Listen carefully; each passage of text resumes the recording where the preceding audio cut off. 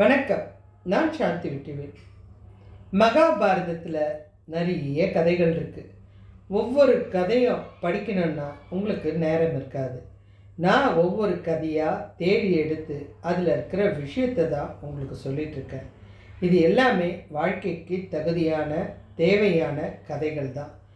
ஏன்னா மகாபாரதம் படிச்சிட்டாலே வாழ்க்கை எப்படி வாழுதுன்னு தெரிஞ்சிடும். ஆனால் அது படிக்கிறது எப்படின்றது தான் வாழ்க்கைக்கே போராட்டமாக இருக்குது. அவ்வளோ பெரிய புக்கை எப்படிங்க படிக்கிறது? உங்களுக்கு நான் அப்பப்போ தோணும் போதெல்லாம் ஒரு கதையை சொல்லி கொடுக்குறேன். நீங்கள் அதை கேளுங்க. உங்களுக்கும் நீங்கள் படிக்காமலேயே எல்லா விஷயமும் தெரிஞ்சுக்கலாம்.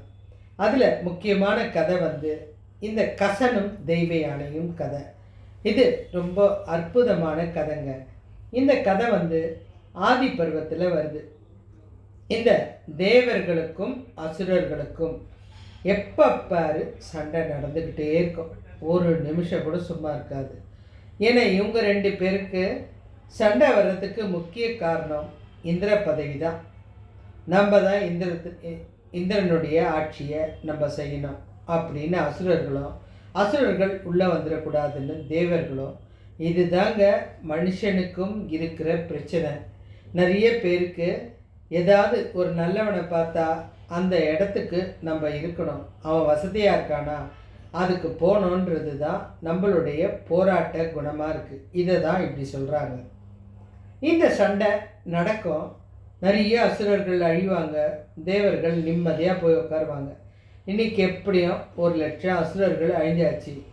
மறுநாள் போருக்கு போனால் அந்த அசுரர்கள் எண்ணிக்கை அப்படியே இருக்கும். நேற்று நம்ம அழிச்சோம்ப்பா, கிட்டத்தட்ட 1,00,000 பேர் இறந்துருக்காங்க, இன்றைக்கி எப்படி இவங்க உயிரோடு இருக்காங்க? இது நிறைய பேருக்கு யோசிக்க வச்சுது. இவங்க எல்லாம் சேர்ந்து ஒரு கூட்டத்தை கூட்டி இந்திர சபையில் இந்த விவாதம் நடக்குது. இந்த அசுரர்களை மாத்திரம் எப்படி அழைக்க முடியல அப்படின்னு. அப்போ இந்த தேவர்களுக்கு ஒரு அரசர் இந்திரன். ஆனால் இவங்களுக்கு ஒரு குரு ஒருத்தர் இருப்பார், பிரகஸ்பதி. அவர் யோசித்தார், எனக்கு தெரிஞ்சு அவங்கக்கிட்ட ஏதோ ஒரு ரகசியம் இருக்குது, உயிர் காப்பாற்றக்கூடிய ரகசியம் இருக்குது. அந்த ரகசியம் நம்மளுக்கு தெரிஞ்சிடுச்சுன்னா நம்மளும் அழியாமல் அவங்களுக்கு ஈக்குவலாக இதே மாதிரி இருக்கலாம் அப்படின்னு அவர் சொன்னோடனே இருக்கும். ஆனால் அந்த ரகசியத்தை நம்ம எப்படி போய் தெரிஞ்சுக்கிறது அப்படின்னு இவங்களுக்குள்ளே யோசித்தாங்க. யோசித்து முடிவெடுத்தாங்க. பிரகஸ்பதி சொல்கிறார், என் மகன் இருக்கான் கசன், அவனை வேணா நான் அனுப்புகிறேன், அசுரர்கள் தலைவர் சுக்கராச்சாரியார்கிட்ட அனுப்புகிறேன், இந்த மந்திரத்தை கற்றுன்னு வர சொல்கிறேன் அப்படின்னு. இந்த கசனும் சொல்லிட்டான், நம்ம குலத்துக்கு ஒரு மந்திரம் தேவை, உயிர் பிழைக்கிறதுக்கு தேவையான அந்த மந்திரம் எதுவோ சஞ்சீவினி மந்திரம், அதை நான் கற்றுக்கிட்டு வந்துடுறேன். கண்டிப்பாக நம்மளுடைய இந்த தேவர்கள் அழிய மாட்டாங்கன்னா இதுக்காக நான் என் உயிரை கூட கொடுக்க துணிகிறேன் அப்படின்னு சொல்லிட்டு கசன் சுக்கராச்சாரியாரை பார்க்குறாரு. ஒரு காவி உடை போட்டுட்டு ரொம்ப அழகாக இருக்கிறவன், பயங்கர அழகு. சுக்கராச்சாரியாரை பார்த்து, இந்த மாதிரி குருவே, எனக்கு உங்ககிட்ட மந்திரம் கற்றுக்கணும்னு ஆசை அப்படின்றார். ஆனால் சுக்கராச்சாரியார் கொஞ்சம் அறிவானவர் தானே, அதனால் யோசித்தார். வந்திருக்கிறது தேவர்களுடைய குருவான பிரகஸ்பதியோட பையன்தான். நம்ம முடியாதுன்னு சொல்கிறது தப்பு, குருவுக்கு அழகு கிடையாது. ஆனால் அந்த மந்திரத்தை தவிர மீதி எல்லாம் சொல்லி கொடுக்கலாம், அந்த சஞ்சீவினி மந்திரத்தை மாத்திரம் நம்ம சொல்லி கொடுக்க வேணாம் அப்படின்னு நினச்சிட்டார். அவரை தன்னுடைய ஆசிரமத்தில் சேர்த்துக்கிறார். இதை பார்த்ததுமே அசுர கூட்டத்துக்கு கோபம். நாங்கள் ஒத்துக்க மாட்டோம், தேவலோகத்துலேருந்து ஒருத்தன் வருவான், எங்களுக்கு எல்லா மந்திரமும் சொல்லி கொடுக்குற மாதிரி அவங்களுக்கும் சொல்லி கொடுக்க போகிறீங்க, இதுக்கப்புறம் நம்மெல்லாம் உயிர் பிழைக்க வாய்ப்பே கிடையாது அப்படின்னு பயங்கர தகராறு குருக்கும் சீடர்களுக்கும். அசுரர்கள்னால் பிரச்சனை இருந்துட்டு தானேங்க இருக்கும். ஆனால் இந்த அசுர குருவோடைய மகள் தெய்வ யானை ரொம்ப அழகானவர். இவளுக்கு இந்த கசனை பார்த்ததுமே ரொம்ப பிடிச்சி போயிடுச்சு. நான் கல்யாணம் பண்ணால் இவனை தான் பண்ணணும். அவனும் அவகிட்ட தன்னுடைய குருவோட மகள் அப்படின்றதுனால அந்த பெண் மனம் கோணாத மாதிரி அவள் ஏதாவது ஒரு வேலை சொன்னால்னா அதை அழகாக செஞ்சு கொடுப்பான். அவன் மேலே பயங்கர மரியாதையும் மதிப்பும் வச்சிருக்கிறவன் இந்த கசன். இவன் இங்கேயே தங்கிட்டான். மந்திரங்க எல்லாம் சொல்லி கொடுக்குறாரு. ஆனால் உஷாராக அந்த சஞ்சீவினி மந்திரத்தை மாத்திரம் அவனுக்கு சொல்லலை. ஆனால் இதெல்லாம் இந்த குருகுலத்தில் படிக்கிறாங்க இல்லையா, அசுரர்கள் பசங்கள்லாம், அவங்களுக்கு தெரியாது. இவங்க குரு ஒரு வேளை இந்த மந்திரத்தை கற்றுக் கொடுத்துட்டா என்ன பண்ணுறது அப்படின்னு இவங்களுக்கு அதே ஆலோசனை தான் ரகசியமாக இருந்தால் கூட. இதில் தெய்வ யானை வேற அந்த கசன் மேலே விரும்ப ஆரம்பிச்சிட்டா. இந்த விஷயம் தெரிஞ்சு இந்த குருவும் சைலண்ட்டாக இருக்கார் அப்படின்னு. குருவும் சொல்கிறாரு, அந்த பையன் நம்ம வம்சத்துக்கு ஒத்து வரமாட்டான், அரக்க குரத்துக்கு ஒத்து வரமாட்டான் அப்படின்றார். ஆனால் பொண்ணு சொல்கிறா, இல்லைப்பா, எனக்கு அவர் ரொம்ப பிடிச்சிருக்கு. அவர் இல்லாத வாழ்க்கையை என்னால் நினச்சி கூட பார்க்க முடியாது. குரு என்ன பண்ணுவார்? ஏன்னா தன்னுடைய மகள் மேலே அவ்வளோ உயிர். அதனால் பொண்ணு வார்த்தையை மீறாமல், பரவாயில்லம்மா, சரி பார்த்துக்கலாம் அப்படின்ட்டார். இவங்க இந்த பொண்ணு அவங்ககிட்ட நல்லா பேசுது. இவரும் எல்லா கலைகளையும் கற்றுக் கொடுக்குறாரு. இந்த அசுர கூட்டம் மாத்திரம் அடிக்கடி ஆலோசனை, இவனை அழிச்சிட்டா என்ன, நிச்சயம் நம்ம அழிச்சிட்டோம்னா ஒரு பிரச்சனை தீர்ந்துடும், இந்த குருக்கிட்ட சொன்னாலும் கேட்க மாட்டுறாரு. குருவோட பொண்ணும் முதல்லலாம் நம்மக்கிட்ட நல்லா பேசும், இப்போ எப்போ பாரு அந்த கசன் கூடவே சுற்றிட்டுருக்கா, இவளை எப்படியாவது பிரிக்கணும் அப்படின்னு பார்த்தாலும் இவளும் அந்த அசுரர்களை திட்டிக்கிட்டே இருப்பாள். எதுக்காக கசன்கிட்டேருந்து என்னை பிரிக்க பார்க்குறீங்க, எனக்கு அவரை ரொம்ப பிடிக்கும் அப்படின்னோடனே பொண்ணுக்காக இந்த மந்திரத்தை சொல்லி கொடுத்துட்டா என்ன பண்ணுறது அப்படின்னு இந்த அசுரர்கள்லாம் குழப்பமாக இருந்தாங்க. அப்போ இவங்களுக்குள்ளே பேசுனாங்க, எப்படியாவது இவனை கொல்லணும், என்ன பண்ணலாம் அப்படின்னு. மாடு மேய்ச்சிட்டு இருந்தான். ஏன்னா எவ்வளோ பெரிய ஆளாக இருந்தாலும் குருகுலத்துக்கு வந்துட்டால் அந்த குருவுக்கு சேவை செய்யணும். மாடு மேய்ச்சிட்டு இருந்தவன் பின்னாடி ஆட்கள் வர்றதை பார்க்கல. இந்த அசுரர்கள்லாம் நேராக அவனை அப்படியே வாயை பற்றி கூப்பிட்டு போயிட்டு துண்டு துண்டாக வெட்டி அங்கே இருந்த ஓநாய்களுக்கு இரையாக போட்டுட்டு ஒன்றும் தெரியாத மாதிரி குருகுலத்துக்கு பாடம் கற்றுக்க ஆரம்பித்தாங்க. வேகமாக ஓடி வரா தெய்வயானை. அப்பா, கசனை காணுமே அப்படின்றா. தெரியலம்மா, எங்கேயாவது போயிருப்பான். இல்லைப்பா, எனக்கு பயமாக இருக்குது. ஏன்னா இவனுங்க யாருக்குமே அந்த கசனை பிடிக்கல. அவன் தேவலோகத்திலேருந்து வந்தவன், நம்மளை ஏமாற்றுவான்னு சொல்கிறாங்க. எனக்கு கசன்னா உயிர், அதனால் என்னுடைய கசன் இப்போ வேணும் எனக்கு அப்படின்னு சொல்லி பயங்கரமாக கத்துறான். குருகுலத்தில் பாடமே நடத்த விடலை. எனக்கு எப்படியாவது என்னுடைய கசன் உயிரோடு வேணும், எங்கே இருக்கான்னு தெரியாது, ஏன்னா நான் இப்போ வரைக்கும் பார்க்கல. நீங்கள் பாடம் சொல்லி கொடுக்கும்போது அவன் தவற மாட்டான், ஆனால் இப்போ ஏன் வரல அப்படின்னு. உடனே ஒரு ஞான திருஷ்டியிலே பார்க்குறாரு. அவன் ஓநாய்கள் வயிற்றுக்குள்ளே துண்டு துண்டாக இருக்கிறது தெரிஞ்சிடுச்சு. உடனே தன்னுடைய மகள் இப்படி அழுது துன்புறாள அப்படின்னு நினச்சி அவர் அந்த சஞ்சீவி மந்திரத்தை சொன்னதுமே இந்த துண்டுகள் எல்லாம் அந்த ஓநாயோட வயிற்றை கிழிச்சிட்டு வெளியில் கசனாக உருமாறி கசன் கரெக்டாக அந்த குருகுலத்துக்கு சேர்ந்துட்டான். இதை பார்த்ததுமே அங்கே இருந்த எல்லா அசுரர்களுக்கும் கோபம். இது என்னடா இது, வம்பா போச்சு, இவனை அழிச்சிட்டோன்னு நினச்சி நிம்மதியாக உட்கார்ந்தா இவன் இப்படி உயிரோடு வரானே அப்படின்னு நினச்சி அவங்கெல்லாம் ஒன்றுமே செய்ய முடியல. இந்த குருக்கிட்ட மாத்திரம் சண்டை போடுறாங்க. எதுக்கு இப்போ அவனை உயிர் பழைக்க வச்சிங்க, அப்போ எங்களை விட உங்களுக்கு அவன்தான் முக்கியமா? இல்லைப்பா, என்னுடைய மகள் விரும்ப தொடங்கிட்டா, என்னால் எந்த தடையும் செய்ய முடியல, நான் என்ன பண்ணுறது அப்படின்னு சொல்லிட்டார். இவங்களுக்கு அடுத்த சதி திட்டம் யோசிக்கிறாங்க. இவனை துண்டு துண்டாக வெட்டி அந்த ஓநாய்களுக்கு போட்டதுனால தான் அவன் உருவம் கரெக்டாக வந்துச்சு. ஆனால் உருவமே தெரியாமல் அழிக்கணும் அப்படின்னு நினச்சாங்க. அடுத்து என்ன பண்ணாங்க, ஒரு நந்தவனத்தில் அவன் பூ பறிச்சிட்ருக்கான். சரியாக இந்த அசுரர்கள் போய் அவனை அப்படியே அவனை அழித்து அவனை கூழாக்கி அந்த கூழை கடலில் கொட்டிட்டாங்க. நிறைய மீன்களுக்கு துகள் துகளாக அந்த உணவு போயிடுச்சு. இதுக்கப்புறம் இத்தனை துகளையும் ஒன்றாக்க முடியுமா என்ன? நம்ம குரு நினச்சா கூட முடியாது இனி நமக்கு இந்த தேவலோகத்து பையனால் எந்த பிரச்சனையும் வராது. கண்டிப்பாக குருவும் வந்து இவனுக்கு சஞ்சீவினி மந்திரம் கற்றுக் கொடுக்க மாட்டார், நிம்மதியாக இருக்கலாம் அப்படின்னு வந்ததுமே குருகுலம் தொடங்குது. குருவும் வந்து உட்காந்துட்டு பாடம் சொல்லி கொடுக்க போகிறாரு. தெய்வ யானை அழுதுகிட்டே வரா. அப்பா, என்னுடைய கசனை காணும், அவர் இவங்க தான் ஏதோ பண்ணிட்டாங்க, இப்போ நீங்கள் பாடம் எடுக்க போகிறீங்க, இந்த நேரத்துக்கு கூட வரலன்னா அவருடைய உயிருக்கு ஆபத்து அப்படின்னு சொல்லி அழ ஆரம்பித்தவனே குருவால் பாடம் எடுக்க முடியல. அப்படியே கண்ணை மூடி உட்கார்றாரு. அவன் துகளாக அந்த கடலில் கரைஞ்சிருக்கிறது தெரியுது.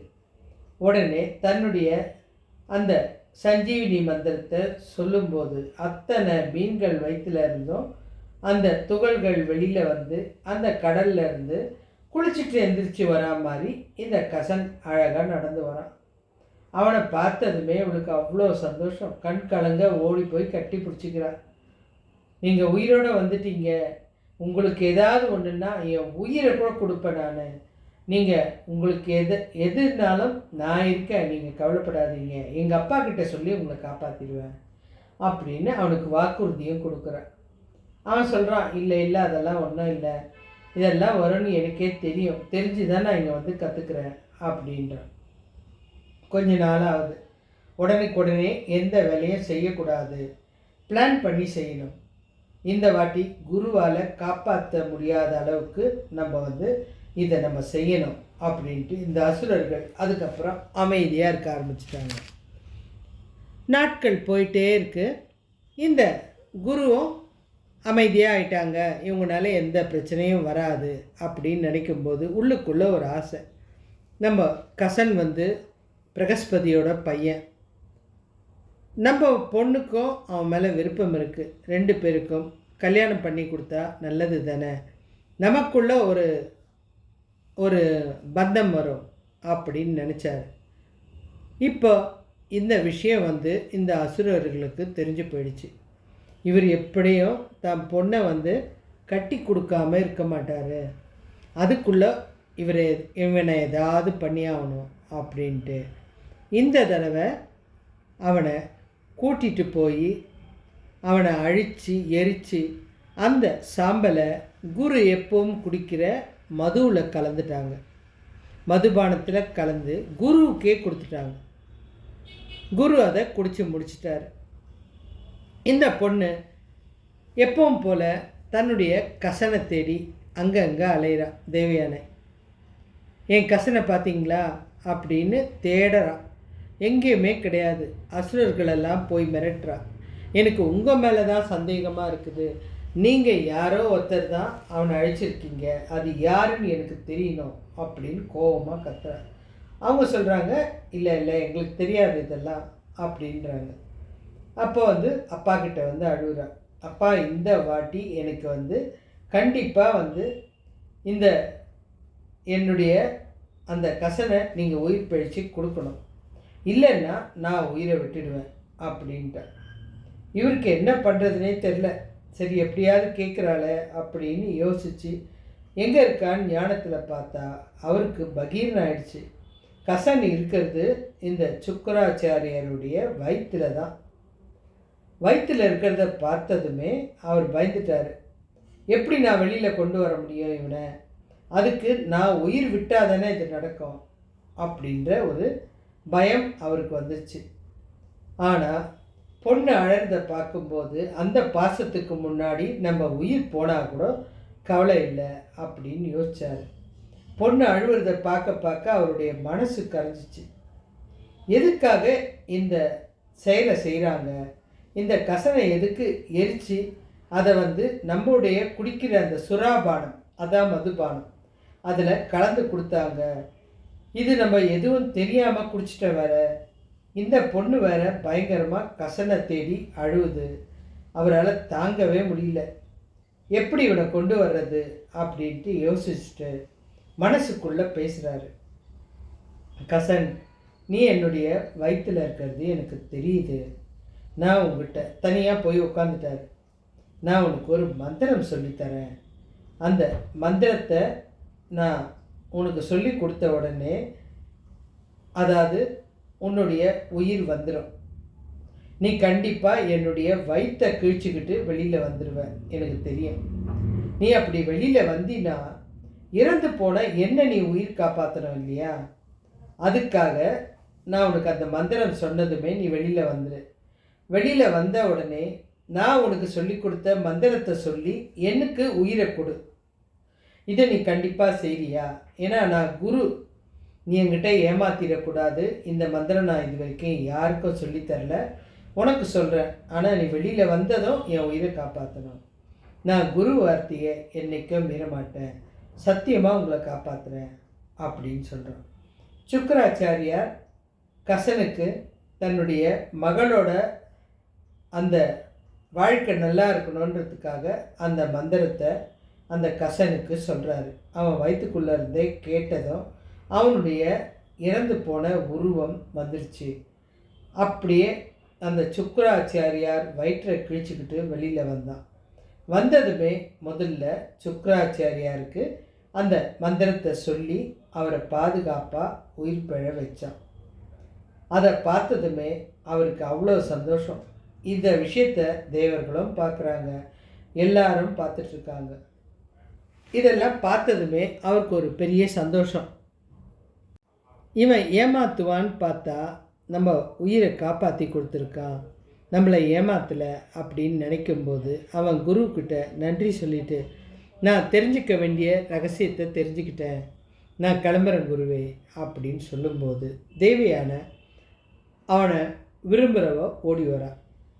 கசன், எங்கே போகிற?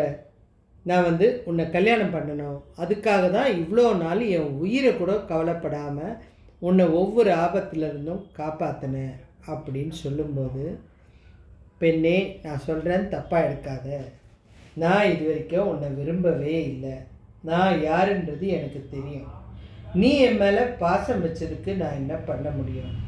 அதுவும் இல்லாமல் இப்போ நான் நீ கட்டிக்கணும்னு சொன்னால் கூட கட்டிக்க முடியாத நிலையில் இருக்கேன். அதுக்கு காரணம் உன்னுடைய அப்பா வயிற்றிலேருந்து நான் வந்ததுனால அவருக்கு மகன் முறை, அதாவது உனக்கு சகோதரன் முறை வருது. அப்போ எப்படி நாம் கல்யாணம் பண்ண முடியும்? நீ ஏன் சொல்லு. ஏன் குருநாதருடைய மகள் நீன்னா நான் மகன், உனக்கு சகோதரன், எப்படி உனக்கு கல்யாணம் பண்ண முடியும்? நான் இவ்வளோ நாள் உன் மேலே பாசம் வச்சுட்டேன், நீ இல்லாத வாழ்க்கையை நினச்சி கூட பார்க்க முடியாது, நான் இப்போ உனக்கு ஒரு சாபம் கொடுக்குறேன் அப்படின்னு அந்த பெண் அந்த கசனுக்கு சாபம் கொடுக்குறான். நீ என்ன வேணாலும் சாபம் கொடு, ஆனால் நான் உன்னை கல்யாணம் பண்ண முடியாது அப்படின்னு அவன் சொல்லிட்டான். மகள் என்ன சாபம் கொடுக்குறான்னா, நீ கற்ற வித்தை, இந்த வித்தைக்காக தானே வந்த, உன்னுடைய அவசர காலத்தில் பலிக்காமல் போகட்டும் அப்படின்னு சாபம் கொடுக்குறான். கசன் அதுக்கு என்ன பதில் சொல்கிறான்னா, எனக்கு பலிக்கவே தேவையில்லை, ஆனால் நான் கற்றுக் கொடுக்குறவங்களுக்கு அது கண்டிப்பாக பலிக்கணும்னா அது போதும், அவங்க என்னை காப்பாற்றிடுவாங்க, எனக்கு இது பலிக்க வேண்டிய அவசியமே கிடையாது.